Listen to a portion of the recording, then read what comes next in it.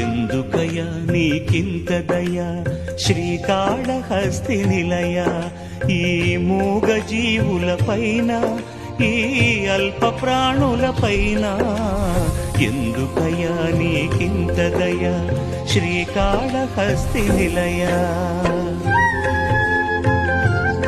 అల్లుకుపోయిన సాలీడు అగ్నికాహుతైపోయెనని, పూజించిన గజ సర్పములు పోరు సలిపి మరణించెనని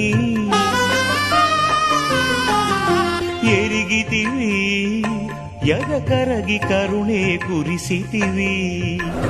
సేవించిన పుణ్యముచే పవిత్రనించిపోయినవి.